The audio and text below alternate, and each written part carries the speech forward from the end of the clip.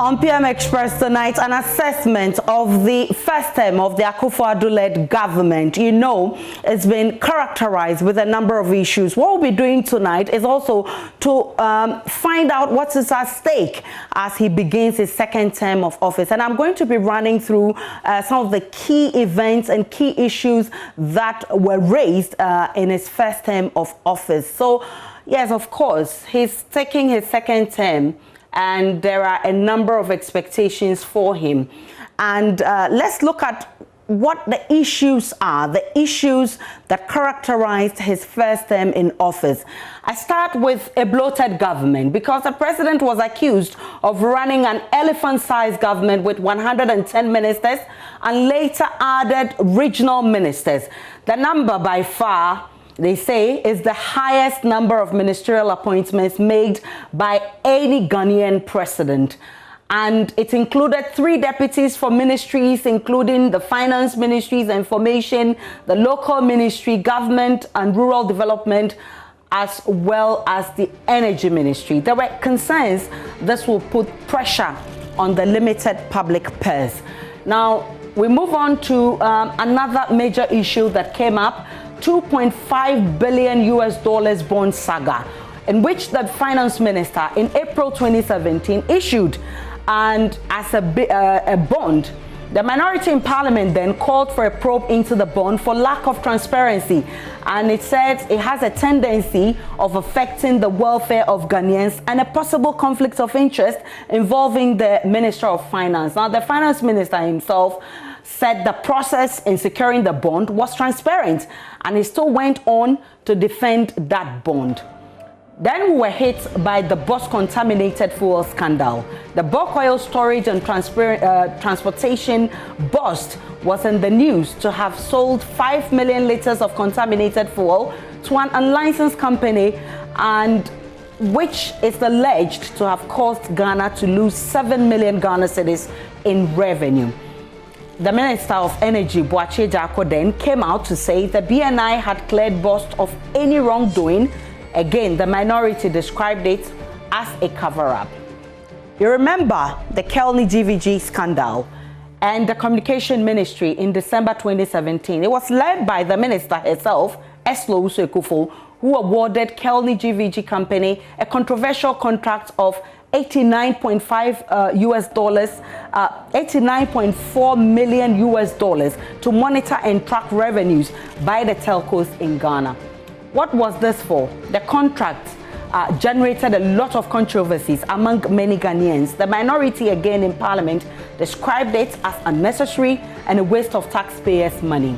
Then the almighty PDS scandal came in, bringing in the PDS to take over the ECG's operations, bending the rules for PDS by changing the key requirements of a bank guarantee to an insurance guarantee, and then cancellation of the agreement. The biggest one, though, was the revelations that over 1.5 billion was paid to the defunct PDS in form of electricity bills from March 2019 to October 2019, when the concession agreement was enforced, and that money could not be accounted for. A Japa royalties deal that is still fresh in our minds, because that deal was supposed to see Ghana selling almost 76% of the royalties generated from 16 large gold mines to a Japa Royalties Limited, a special purpose vehicle company registered in the British Crown dependency of Jersey. And 49% of a Japa Royalties shares to be listed on the London Stock Exchange. Some of the issues that came up was the involvement of the son of the senior minister and Gabi Otridako in that deal. The special prosecutor's revelations in the corruption risk assessment, including lay-down processes, which he says were sidestepped in the appointment of a transaction advisor, and the back and forth between the special prosecutor Martin Amidu and government, and the subsequent resignation of the special prosecutor. And the big question is, all of these happened in the first term of the Akufo-Addo-led government. How does this transition us into the second term in office as he begins? Remember, he's yet to put together his appointees to work with him. What have they done with the 110 that they put together in the first term? When my guests when I get my guests to sit down, we'll be talking about how to learn from the mistakes from the first term in office and what improvements we can make in the second term in office as he begins his task as president of Ghana. Stay with me. I'll introduce my guests shortly after this break.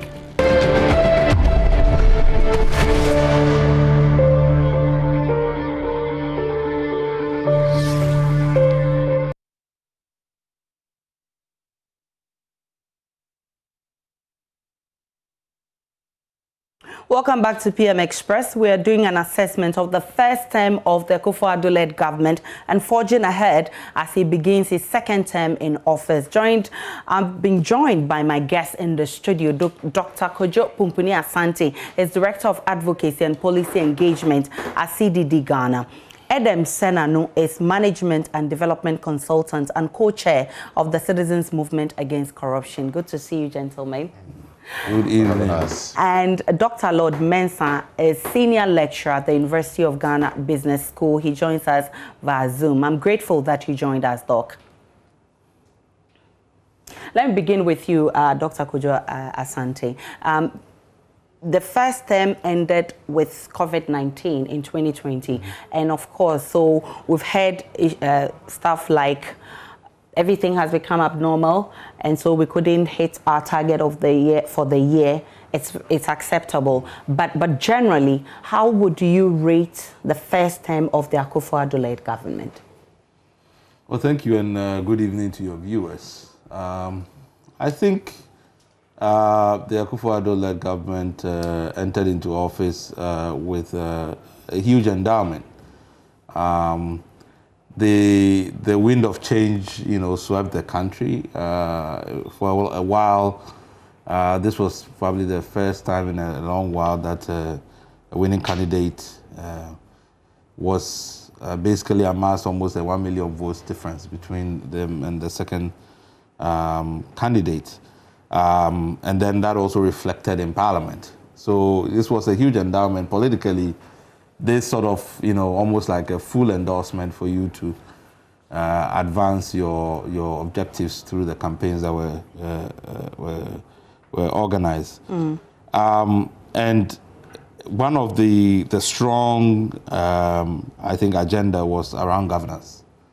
And the anti-corruption agenda was big. There were many different governance agenda, the creation of new regions, the election of MMDCs, and so on and so forth.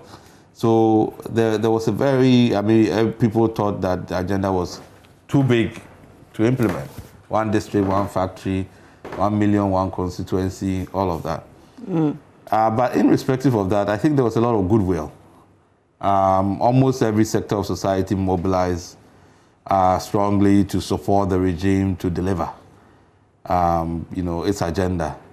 And I think, the rhetoric from the president was spot on right from the beginning, at the State of the Nation, at the inaugural speech, and so on, that all of us should be citizens and not spectators. And I think people took those marching orders very, very seriously. But quickly, there was some signals that appeared contradictory. The first one that you mentioned was the size of government. And the argument was made that, the agenda was big and therefore you needed more hands to carry out the agenda. But, some of us made the argument that that idea that the end justifies the means was not a good way to commit public policy, public funds for looking after all these people. And, but, that continually became larger, 125 or so at the end. So, and now we see that really, if you were to then assess between what was invested and what was gotten, I think that argument did not help. It impacted Parliament, I think, negatively, because whatever size of government you use, it means that half of them must come, a majority must come from Parliament. And you deplete Parliament with some of the good people and the strong people in there. And I think this is going to play out in a parliament that is, almost equally divided. The bigger your size of government, the more you deprive parliament of your own ability to, get people to vote. Yeah. So that's going to play out. But I think that for me, yes, the economy was struggling when the government comes, and there was a lot of work to sort of stabilize the economy. The macroeconomy was doing well, even though the debt sustainability issue was a problem before COVID hit.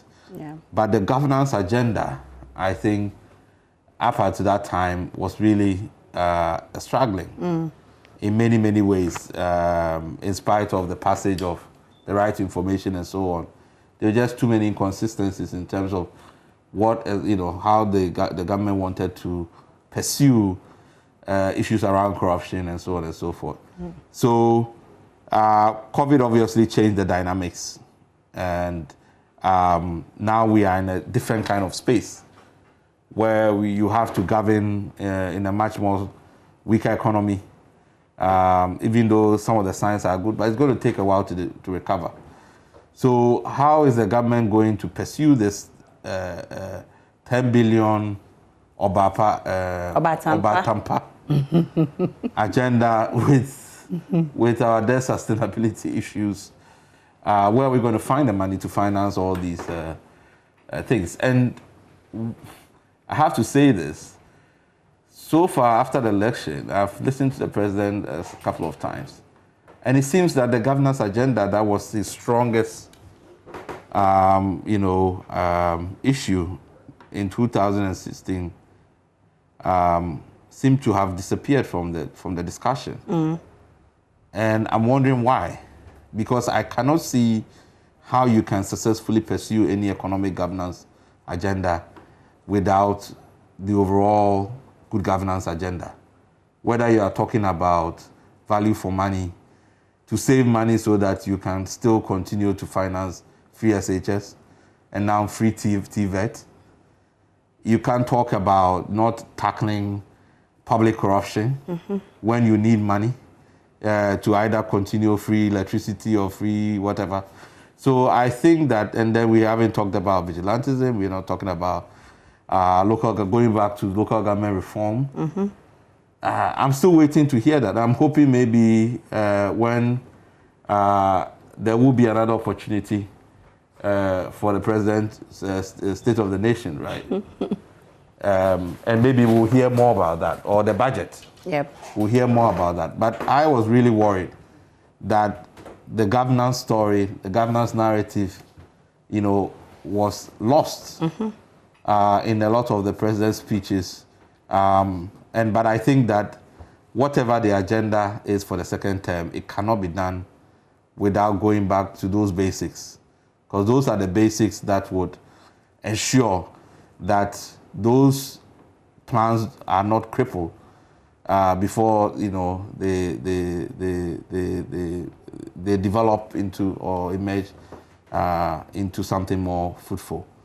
Yeah. So that's my only worry going into the second term. Maybe, as I said, we are yet to hear the details, but so far the focus looks like the economy, which is right, unemployment. As I said, we're in a COVID period. We need to work harder to restore macroeconomic fundamentals. But there's huge unemployment, and we need to address that. So, but you can't do that if you don't have a governance core, and I'm yet to hear the president talk about that. Coupled with the fact that in every election year we have bloated budget, we spend a lot, and of course the aftermath, we suffer for the money we spend during election. But if you ask me, too many scandals in the first term of the Akufo-Addo-led government. Let's talk about dealing with corruption. The president made an emphatic statement that, one, he was going to protect public purse, two, he was going to cut down on government expenditure. I do not know whether he was able to do that or not. Let's talk about the fight against Galamsey. He started strongly. Everybody supported him.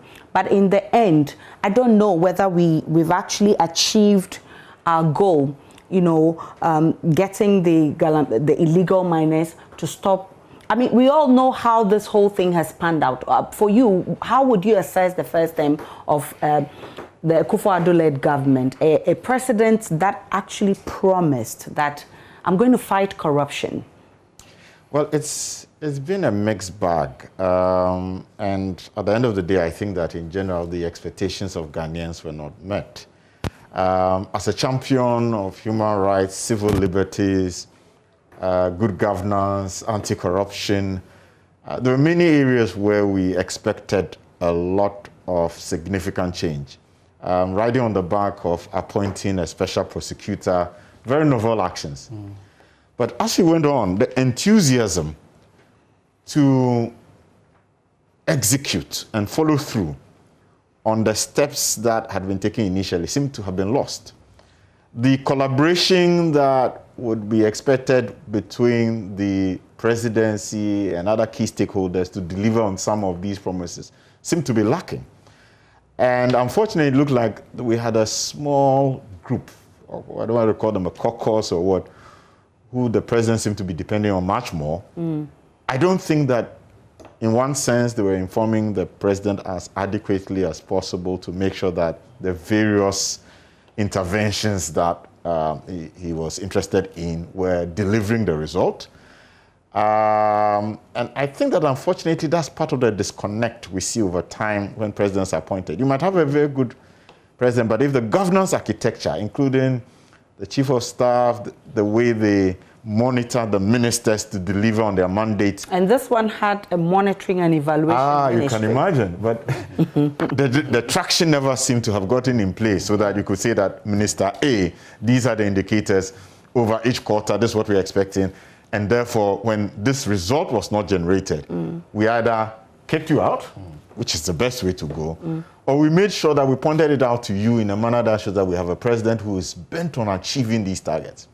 Instead, we then started having scandal after scandal. I mean, even the Galamsey one you just raised. Somewhere there, then we discovered that somebody in the presidency appeared to have gotten himself involved, you know. The legacy of His Excellency is at stake. How we knew him in opposition, and I have a lot of respect for him because as a student, I keep saying this, these are the guys with Charles Reku Broby and one who came to mobilize us against Kumi Preku. And we're out there. Yeah. You know, we believed in these things as ideals that this country must stand for. And now he gets into the presidency and we're wondering, did we go or did we come? So this second tranche is an opportunity to redeem what has been lost. That's the way I see it. And I think there needs to be a radical change in terms of how he intends to prosecute the second term. We cannot have a 110, do you say 125? Yeah, including the regional ministers. That won't work. The ministries themselves have to cut down, number of ministers has to cut down, number of appointees in general. You know, looking at the gap we have, and so whenever we look at these manifestos, that's another challenge. I mean, how are they going to do all the things they've put there? There is a great need for a radical change. And the sooner we begin to hear and understand how the president intends to prosecute this second term, specifically in these areas of good governance, as Kojo has pointed out, where you can't do anything else if the values are not there. Where it just doesn't work. Political will. Yes. So the kind of people you pick, the strategy you apply to getting them to get those results, and how you carry us all along is going to be very crucial, especially when you have a parliament that is now, we don't want to call it a hang parliament. A hang parliament, but I mean, both sides, absolutely. Splits the seats. And so there's a lot more work. It's an uphill task for the president. I think that there's a sense in which we all are hoping he will still make it. I don't think that the election results tell us anything else. They're telling us that, look, Ghanaians still are looking forward to a president who can deliver. Okay. And he will need to win us and take us along. Interesting. Let me bring in Dr. Lord Mensah here. And we've all been making that point that COVID-19 pandemic kind of threw us out of gear. It changed our direction as a country. It affected many of our plans. So, I mean, if we did not hit GDP growth for the year 2020, many will say, it's pardonable. But aside that, how would you describe the first term of the Akufo-Addo-led administration in terms of running the country's economy? Well, I will look at it from the financial perspective. If you take a government, if I may quote the president in his inaugural speech, he indicated that he will always protect the public purse by ensuring value for money. Now, by ensuring value for money, the president also quoted by saying that he is in a hurry. And so, therefore, he may want to, appoint, normal, number of ministers that we know in this country. Now, maintaining these ministers comes at a cost. It comes at a cost in a sense that you really need to decorate them. Because the Ghanaian culture has come to understand that if you're in politics, you need to be well decorated. That is the culture that we've assumed. So the decoration alone is costly. Then there is an externality in terms of cost, which, sometimes we overlook. We isolate it, from the ministerial position, which is corruption.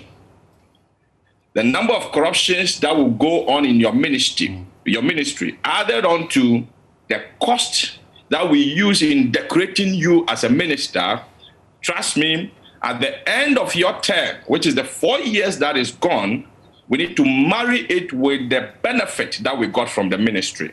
What has the ministry done in terms of deliveries?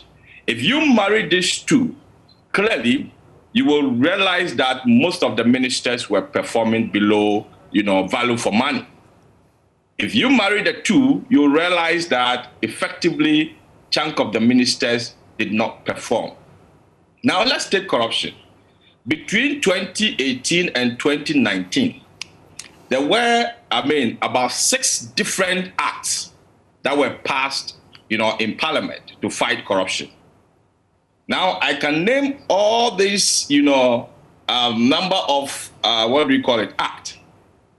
One is the Witness Protection Act, 2018, 959. The Office of the Special Prosecutor Act, the Corporate Restructuring and Insolvency Act, the Public Financial Management and Regulation Act, the Right to Information Bill, and then the Companies Act. All these were acts that were meant, purposely to fight corruption. But the question is, were they biting? Very, very important. And let me tell you, the main driver of this election, apart from the internal wranglings that were in MPP, another driver that, came up clearly was corruption. And I can tell you, going into the election, at the heat of the elections, the 6 months to the elections, I thought, the machinery within the governance have lost, excuse my language, that kind of, conscience that they've lost touch with what is on the ground. So effectively, if you put the numbers or from the financial eyes, if you are to say you protect the public purse by ensuring value for money, then it starts from your appointment time. You should know that the people you are appointing in terms of numbers, in terms of competence, right, they will deliver to the expectation of the people. And I can see that is a reflection of what we had in the elections. Now, if anybody should ask me, the economic gauge of the performance of the government, I would tell you, look at how the elections fared. Effectively, it gives you the signal that Ghanaians were not getting what, they were expecting from, the administration.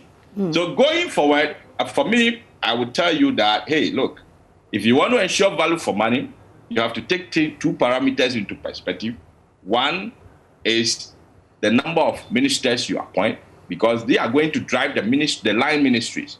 In the end, decisions that will be taken from there. I mean, whether there will be, another 2.25 billion bond that will be issued, spontaneously without, the market determinant and the argument around it was so murky to the extent that you cannot easily defend it. Then I think you need to look at the people you appoint. A situation where, we have deals going through parliament, and in the end, it comes out and you see that clearly the due diligence processes were not followed. So for me, the ministers that you appoint is very, very important. So effectively, if you give me the chance to assess the government in the past, I will tell you, because the public purse is the most important thing. We struggle as a country to generate revenue. If you have a president, who says he will protect the public purse, trust me, I was so happy, I was so enthused, to have a president for once who says he's going to protect the public purse. But later on, those things that were going on in government, which you listed before this discussion, I lost hope along the line. So effectively, if we are to go forward, I think, the president needs to sit up and look at, the people he appoints, and then also the numbers. Interesting. So we've all been saying the same thing, that, and initially people have said that, look, he still couldn't achieve a lot with the plenty ministers or the bloated government size, because he said there was a gargantuan agenda, but at the end of the day, he still hasn't achieved much. And there are those who say you can still achieve more with less appointees. So as he prepares to appoint his ministers, Dr. Kojo Asante, what do you recommend, or what do you want to see going forward? Well, I think the foundation for sort of, or what can be built on, there's a lot that's already there. The president said he wants to focus on the economy. As I said, we have a serious, economic challenge, and there's no problem with that. So a lot of work was done on the macroeconomy. Cleaning up the financial sector was a big issue. We spent 21 billion. Now, how we're going to, I don't know whether we're even going to get our money back ever, because these consolidated banks are supposed to now sort of yield, some sort of returns on our 21 billion investment. And we haven't even finished with the cleaning up, in a sense that there are cases in courts that have to resolve. Are we going to retrieve monies that have been, illegally misdirected or whatever? So there's even a lot of mess to still clean up around that. But these were major interventions. Yeah. On the agriculture side, a lot of done on this planting for food and jobs. Yeah. But the main thing was, even though you were improving on food security, your prices in urban areas were still high for food. So there is a disconnect in terms of the value chain. How do you make sure that even if you're able to produce more, you're able to get it to the places to actually improve on people's access, to food? Digitization of the economy, digital addresses, all of the things at the ports, and all of the controversies around those things. So there's a lot of things that are scattered around that need to be brought together. But as we have said, the ingredient or the foundation is the values. To entrust and to ensure that whatever interventions or agenda you put, that person will deliver it, not persuaded or distracted by, procurement violations and all of those things that would end up producing a bad road or some, a delayed project or a project that don't exist. Yeah. So in bringing in new ministers, for sure, we can't have 1, 2, 5. I think that argument has been proven, the president has been proven wrong on his argument that, the having more numbers would, often what happens is that when you have too many politicians in a ministry, it creates even more problems. Yeah. Right? It either can politicize the bureaucracy, and as I said, if they are too big, it means that you're going to take more people from parliament, and then your parliamentary agenda also suffers. All right? Apart from the cost that is associated with it. So now you have a parliament that you need your ministers to be voting. So you have to keep your numbers smaller so that you don't have to take too many people from there. Yeah. Also, the president should have now observed everybody and to be able to make some judgments about which ministries are. Yes, some of these right. ministries that were created separately, 1 million, one constituency, ministry for special initiative, ministries for the creation of regions, Ministry of Fisheries. Some of them have to be consolidated. Yeah. To sort of reduce, the focus, because I think the president has to focus what is going to be the legacy. And you have 4 years, and it's a much more difficult and political environment than you had when you had 1 million votes and you had, about an increase of 63 seats, in parliament. Now you are talking about a parliament that is almost very close, but also in the next 2 years, both parties are going to go through a transition. They're going to go to Congress. So you are now basically, your term is going to end. People are already thinking about who is going to be the new flag bearer of the MPP. So there might be even ministers who are competing like we had in 2008 and so on. Yeah. So it's a completely different environment. So you need to be very, very careful about who, if you are really thinking about your legacy, can you get people that can focus on your agenda and, help you deliver and have the values to go with it.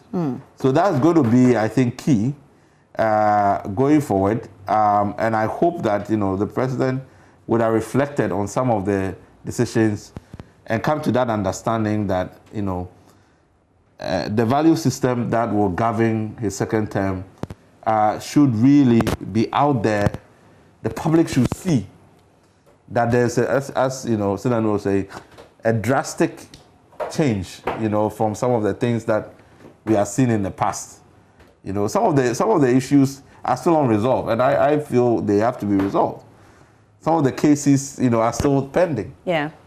It doesn't also send a signal. What signal does it send to people that, people can get away with it, as long as... Especially when the president was described as a clearing agent at some point in time. So, those cases, I think, have to be concluded. They have to be resolved so that we know whether or not these people have actually, violated the law and then have to receive the necessary punishment. Or if, for example, we all forget about it, then your second term doesn't really signal that there's going to be any departure from what has happened in the past. And I'm happy that you talked about the political will, because some of these scandals actually raised suspicion, and it was actually deepened with an instance like the forced leave by the leave that the government asked the Auditor General Domelevu to take, and issues like the back and forth with the Martin Amidu. All of these actually intensified people's fear and people's belief that there was no political will to fight corruption. Now, for the Office of the Special Prosecutor, Martin Amidu raised a number of issues whilst he was resigning. There's an acting special prosecutor now. The government says it will resource the office, like Martin Amidu complained about. But what would you like to see in the Special Prosecutor's Office, for instance, in terms of issues like interference from government? How would do you have fears, or how would you want this particular acting Special Prosecutor to conduct herself in the manner that in the event of any interference, will she be able to behave or put up that courage that Martin Amidu put up before his resignation? Well, to be honest, I doubt that it's just an issue of the Special Prosecutor's Office. There are all these other interventions. If you take the right to information, we're supposed to have a commission to operationalize it. Over a year after, that has not happened. It's things like that where we are clear in our mind what needs to be done to move the next level. When the follow-through does not occur, then we begin to ask ourselves, were they serious in the first case? Yeah. So if you take the Special Prosecutor's Office, we've long known that an issue of staffing is key. And the thinking is that if the presidency is serious about this as a key indicator of his legacy, then you need to put together that kind of stakeholder grouping with all the key units that will make sure that this thing gets traction and gets traction so quickly that in a very short time, we can see that they are prosecuting cases and getting results, and everybody sees that there's value for having set up this office. Okay. So moving forward, that's the kind of thing. The follow-through, the establishment of stakeholder groups that have the necessary expertise, that have the influence to make sure that a target that he has set, we can quickly see that there's results and there's feedback in the public space to show that, we had these indicators, we are at point B, we are moving to point C, regular information in the public space. Without those follow-through actions, where we don't have Martin Amidu come to tell us that, look, I'm not getting support, I'm not getting collaboration, and then we are wondering what's going on because we know the presidency should be able to call a meeting or shepherd something. I mean, we agree that Martin was a unique character, but beyond that, you want to have in the public space the information that shows that everything that is required to get a particular intervention that the president has said he's interested in done is happening. We don't want situations where Daniel Domelevo, that all of us can see, is just doing his best to protect the public purse. Then there's a series of events that point to a particular issue. And we can all say, what is happening with this Kroll and Associates case that is causing all of this? Yeah. And at the same time, he's sitting at home on our ticket. We are still paying. And it just doesn't make sense. Those kind of actions need to be stopped. I think that the president needs to clearly identify what I call the strikers. Those with a track record of execution. Even if they are outside his party. Even if they are outside his family and friends circle, because that's what seems to be happening, that we have a lot more people being appointed who are within that small circle, and many of them are disappointing him, or else he knows they are disappointed, but he's keeping them there. Loyalty should not be the value that is put above hard work, integrity, and competency. Yeah. We need strikers. Any coach who is watching a game and you're not scoring the goals, you do whatever you will to get the strikers, and you pay the price for it. You just need the right strikers with a track record in the right places to get the results. I think that's what he should be looking at. And the other things that are clear, if you look at the economy, we should be expanding the tax base. Let's have tax compliance. There are things that, if you have 30% of the working population bringing in your domestic revenue to take care of the whole resource envelope, that doesn't work. How do we get the people in the informal sector? We probably need a more flexible regulatory environment for MSMEs, micro, small, medium enterprises, so they can also be in the net. That money will add to what we have. We need to be radically different. We can't do business as usual if this government is going to see the light of day. And for you, you want to make a... No, I just wanted to, just on the issue of the commissioners for the right to information. Okay. I mean, fortunately, we just got them just before we got into elections. But the point remains that, the work that we have to do to implement, the right to information, we haven't really begun. And this is one of the agendas, I think, going into the second term, because this is the value system that we are talking about, making information available so that the citizens can understand what is going on, even if they don't understand and they want to request for information so that they can understand. It should be easy, to do that. Just putting proactive disclosure, because when you have a right to information and you still have to go to court, trying to get sort of basic information, it's not helpful. So those should be, these are already foundations that have been built that really can be, the president can ride on and make it even more meaningful. I wanted to ask you, ideally, how many ministers government should have, but let me do this follow-up quickly. Policies, what kind of policies do you want to see? For instance, in the first term, there was something like one of the flagship programs, 1 million, one constituency. And there was a Ministry for Development Initiative that was championing that cause. A lot of the constituencies were not actually asked what they wanted, but it was actually the ministry that determined what we should do for this constituency or not. So in all, and you also mentioned what happened at the port. So all of these people think were not managed properly. What kind of policies do you want to see in the next government, and how do you want it managed so that we can have the full benefit? Fortunately for us, we CDD were involved in monitoring the 1 million one constituency from the beginning. And I mean, this was government's primary anti-poverty intervention. And I mean, when you think about the logic of it, it was interesting. Sort of focusing on small capital projects in the to ensure that we can generally develop the country nationwide, but the implementation was not good, and it kept changing. The focus kept changing. At some point, we eventually got to a point where there was a focus on dealing with open defecation and trying to make sure that people got access to water and toilet facilities and so on. And then the ambulance issue came in, and that took over. The dams, we sort of, in some places it worked, some places it didn't work. And we spent a lot of money on it. Definitely not 1 million one constituency level money. But I thought that it was a lost opportunity. We developed these, we set up these development agencies that were supposed to aggregate development, and they are barely operational.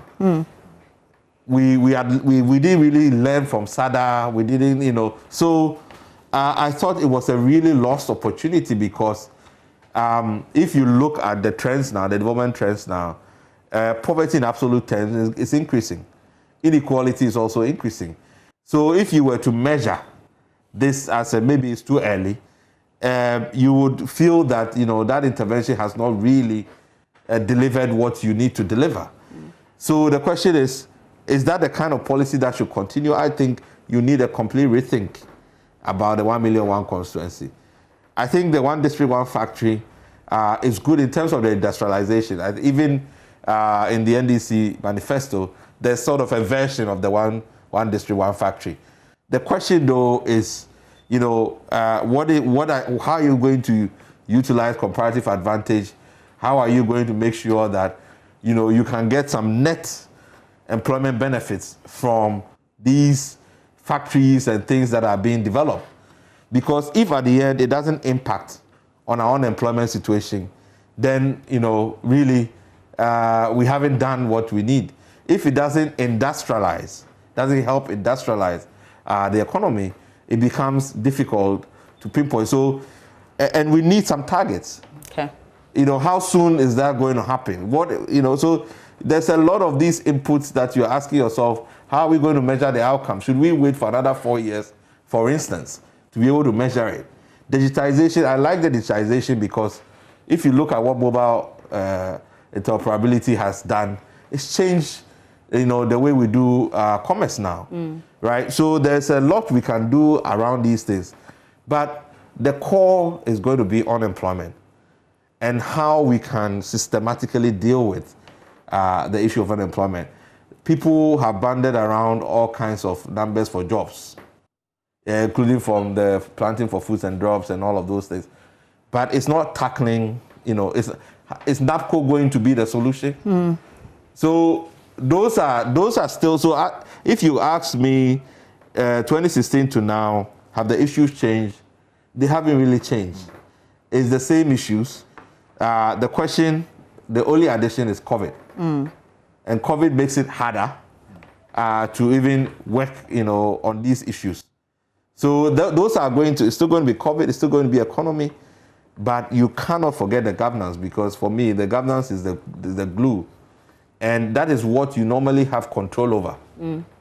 Economic shocks, you can, how your oil prices go, you can't control those things. Yep. But when the people are participating, they understand even when you are struggling, there's a difference in terms of how they react when they know that there is a fall in prices, and therefore you're not going to get money for this and that. And I think that's where government must pay attention to.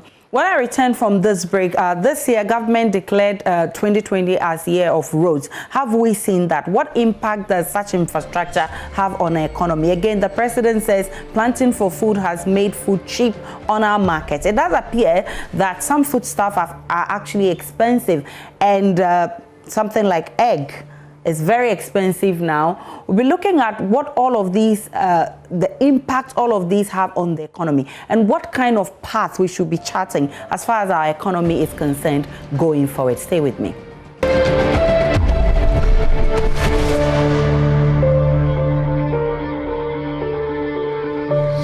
Welcome back to PM Express. We've been talking about the first term of the Akufo-Addo-led government, and also looking at the path to chart as we enter into a second term. What are the mistakes? What are the highs and lows? Which ones can we improve upon to have better governance as the Akufo-Addo-led government goes into a second term? Let me come to you, Dr. Lord Mensah, and I want to find out from you what you want to see going forward as far as our economy is concerned. What kind of strategies do you expect the president to adapt? Right, a very good question, Aisha. Let me put this into perspective. You know, the government initiatives under the Ministry of Special Initiatives clearly comes in two folds. They had the government priority project, which is more or less a project that is sent to the people at the constituency level. And then they have the constituency specific needs project, which they do needs assessment to more or less, ascertain the needs of the people at the constituency, and that will determine the projects that they send to them. The only problem with those initiatives that we did not see the realization of some of the projects was availability of funds, and how to sink in some of this project to already existing needs assessment from the district assemblies. So you could see that kind of incoherence and inconsistencies as far as the distribution of some of these projects are concerned. But then, like you said, what do I want to see? The question you asked, what do I want to see going forward? From my experience on the field, I can tell you, and my advice to the Akufo-Addo's next government is that a project that Ghana is going in for and there's no money to complete it, we shouldn't start that project. Therefore, my advice would be going back to the manifesto. You can see a lot of incomplete projects that they said they're going to complete in the next 4 years. That is 2021 to 2024. So effectively, I want the government to prioritize those projects, to complete them, i.e. mainstreaming NAPCO workers who are temporary workers and making sure that they get permanent job for them to be, for their pensions and all those contributions to be paid. Now, the next thing I want to see will be all the infrastructure that the government started in the previous administration. I want them to continue in this next 4 years so that we can see a completion of it. The reason why I'm saying this is that if you travel across the country, you will come across a lot of projects that are getting rotted because administration changed. You may never know what the future holds. So my advice would be that let's see projects being completed. If there's no money to complete a project, let's not start that project with anticipation that money will be coming from somewhere, especially at the heels of the time that we are struggling to generate revenue. At the times that expanding our revenue, net is difficult because it takes investment to do that. And the chunk of the investment that we've done, we've not started seeing the benefit of those investments. So I will advise the government to be careful. In the end, all projects that are supposed to be started, we must have funds available to finish it and stick to the manifesto, go by all the incomplete projects, let's prioritize them. Okay. That is what I want to see. Great. Mr. Addo, ideally, how many ministers should the president have? Well, I'll be honest. I mean, the kind of work I've done in the past, I think that ministries in general, core ministries, could be 30 to 35. Okay. And so if I give every minister a deputy, I'll put the ceiling at 70. Okay. 60 to 70 ministers, that's fine. That's okay. And I think that this thing of reinventing ministries and their names and whatnot, we probably need just get a constitutional.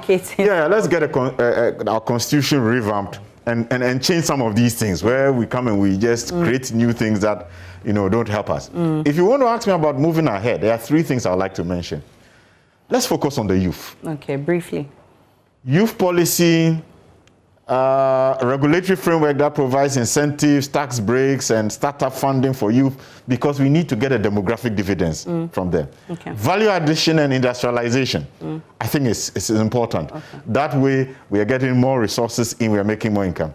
And then the Africa Free Trade Continental Area. Let's focus on that. I think there are lots of opportunities to take out of briefly, Dr. Kojo Asante. Yeah, I think one of the things that were a challenge going into the election was vigilantism. I think trying to deal with it during election is always harder. Yeah. Now that we have gone past that, we need to go back to that, because I think it's a real threat. And if we want to rehabilitate, people who are involved in this is the time. And we have a longer period. We have 4 years to try to address that. So we shouldn't put it back on the back burner and then have to come and deal with it again. I'm grateful, gentlemen, that you joined us. Dr. Kojo Asante is with the CDD. Edem Senanu is also an anti-corruption campaigner. Dr. Lord Mensah is a senior lecturer at the University of Ghana Business School. I'm grateful. My name is Aisha Ibrahim. Enjoy the rest of our programs.